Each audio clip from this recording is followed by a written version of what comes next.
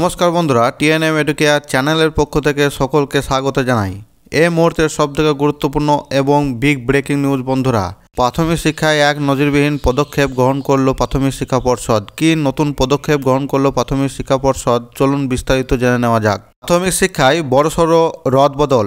এবার থেকে বছরে একবার নয়, একই ক্লাসের জন্য দুবার পরীক্ষা নেওয়া হবে ঘোষণা করে দিল প্রাথমিক শিক্ষা পর্ষদের সভাপতি গৌতম পাল বাবু। 2025 শিক্ষাবর্ষ থেকে এই নতুন পদ্ধতি চালু হচ্ছে প্রাথমিক শিক্ষায়। প্রাথমিক শিক্ষা পর্ষদের সভাপতি এ ব্যাপারে জানান, সর্বভারতীয় ক্ষেত্রে প্রতিযোগিতার জন্য ছোট থেকেই তৈরি করা হবে, আর সে কারণেই এই সিদ্ধান্ত নেওয়া হচ্ছে।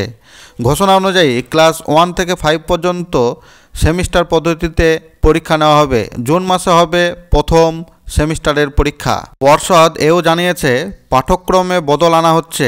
একটি শিক্ষাবর্ষকে দুভাগে ভাগ করা হবে। জানুয়ারি থেকে জুন পর্যন্ত একটি এবং জুলাই থেকে ডিসেম্বর অবধি আর একটি ভাগ করা হবে বলে গৌতম পালবাবু মহাশয় জানিয়েছেন। ইতিমধ্যেই মুখ্যমন্ত্রী মমতা বন্দ্যোপাধ্যায় এই প্রস্তাবে অনুমোদন দিয়েছেন। জাতীয় শিক্ষানীতির উপর ভর করে এনসিইআরটি একটি ক্যারিকুলাম ফ্রেমওয়ার্ক তৈরি করেছে। 2009 রাইট টু এডুকেশন আইন মোতাবেক পঞ্চম থেকে অষ্টম শ্রেণী পর্যন্ত নো ডিটেনশন পলিসি আছে। প্রথম থেকে দ্বিতীয় শ্রেণীতে গোটা শিক্ষাবর্ষে 800 ঘন্টা অতিক্রান্ত করতে হবে। তৃতীয় থেকে পঞ্চম শ্রেণীতে গোটা শিক্ষাবর্ষে 1000 ঘন্টা অতিক্রান্ত করতে হবে।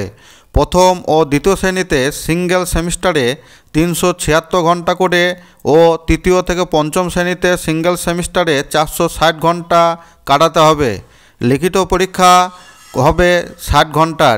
প্রাক প্রাথমিকে এই নিয়ম বলবৎ করা হবে না। গোটা রাজ্যেই একটা পেপারে পরীক্ষা হবে। পরীক্ষার প্রশ্নপত্র ঠিক করবে প্রাথমিক শিক্ষা পর্ষদ। মার্কশিটে নাম্বারের পাশাপাশি ক্রেডিট পয়েন্ট দেওয়া হবে, কারণ সর্বভারতীয় ক্ষেত্রে এই ক্রেডিট পয়েন্ট পেয়ে ছাত্ররা খুবই উপকৃত হবে বলে আশা করা হচ্ছে। আমার ভিডিওটি যদি ভালো লাগে তাহলে একটি লাইক দিয়ে চ্যানেলটি অবশ্যই সাবস্ক্রাইব করে রাখুন প্রাইমারি রিলেটেড যে কোনো খবর পাওয়ার জন্য।